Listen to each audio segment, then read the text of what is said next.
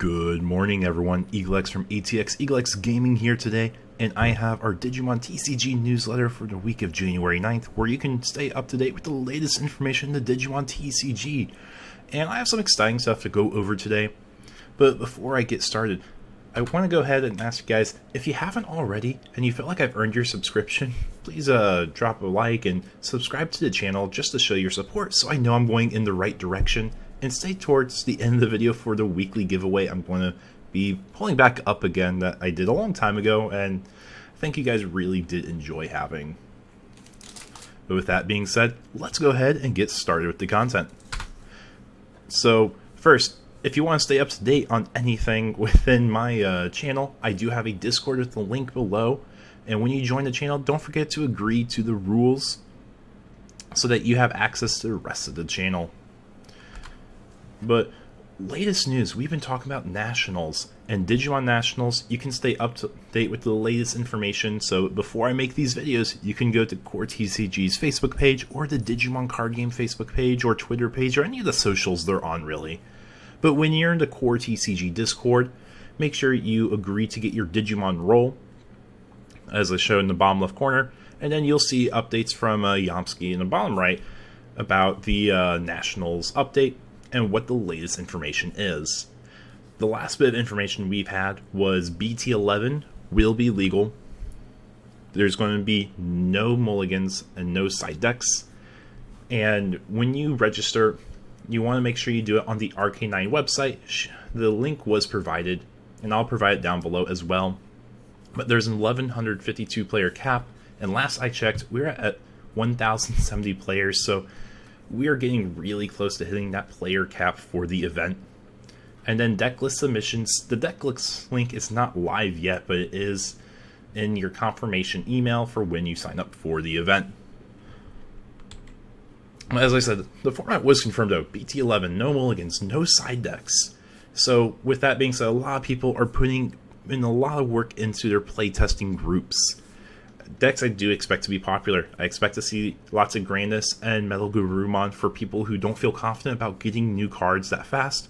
They just want to go with good old reliable OTK decks that either A, answer the meta really well, or could outpace the meta.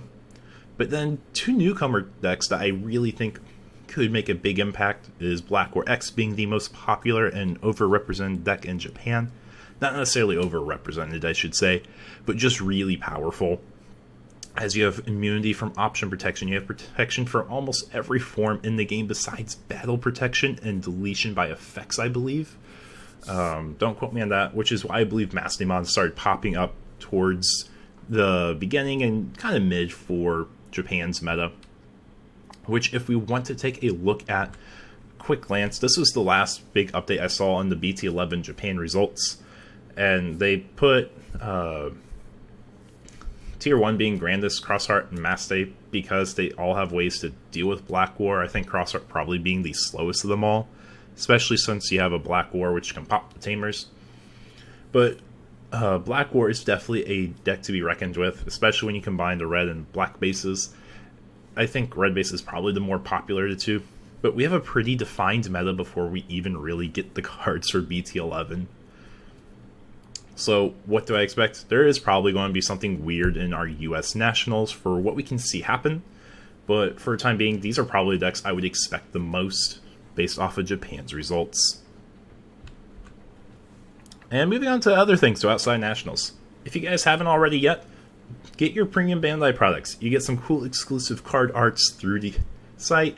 As you can see, the pre-orders close very, very soon on the Angelomon and the Lady Devimon Tamer Good set. We get the playmat, and you get this card arts for the Starter Deck Angies and Lady Devies. So if you're a fan of Mastemon, don't forget to get these cards. And then probably the more premium side of Premium Bandai is when you get the Digivice. I know lots of people love these devices. Great cosplay toys as well. But you also get exclusive arts for Red and Blue Hybrid exclusively. You get the Takuya and the Koji from BT7. You get one per device, I believe is what it was. So if you get the red one, you get Takuya. If you get the blue one, you get Koji. So if you guys really want to go max rarity on your hybrid decks, you can get your Digivices, or you can try buying on the secondhand market the cards. I don't know what to expect for them, but they're probably going to have a premium since they're paywalled behind a Digivice. But the pre-orders for this one will close on March 1st. And then some other cool stuff. I just borrowed a graphic here from another Facebook group, but the Reprint Set is released in Japan, and we see there's a lot of cards revealed, and we're almost done with the entire set. We're missing just a few more cards, one more secret rare, probably. I can't remember if they said it's going to be all reprints for the secrets. I thought there was going to be more exclusive secrets, but it's really good for a game to have reprints for new players. It's bad for long run for singles prices, but that's not a focus Bandai has when they make these reprint sets. Honestly, if we don't have the security rookies by then, this is going to be our first release of them in the US. But the newest cards that they added to the reprint set, or reveal I should say, is the Kikaitis Breath, the Sora Dual Tamer, and the Zwart Defeat, being three really big cards they're adding to the set. And if you guys don't know, I run Webcam Locals every Tuesday. This Tuesday is my last chance qualifier for my Circuit Series. Very excited. It's going to be a BT11 tournament to help people get prepared for Nationals. So if you aren't aware, go ahead and sign up for the tournament. I will have the link in the description below as well. And for my viewers, I have a question for you guys, just because I want to get your guys' thought. And if you comment with your response to this video, you will be entered for a chance to win a booster pack. I have packs ranging from 1.0 all the way up to, I think I have a little bit of EX3 still. But my question for you guys in the comments, do we need a massive banlist rotation to keep the game feeling fresh and alive? Obviously with Nationals, I do not expect any banlists to come into effect weeks before the event. If anything, I expect it to be after Worlds, to keep a very similar format. But do we need massive ban lists? Do we need to ban a lot of problematic or long-enduring decks?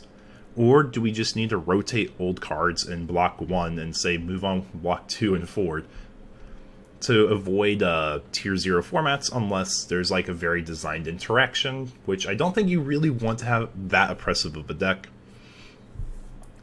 Anyways, drop your comments below, guys, for what you think about ban list and rotation for the game.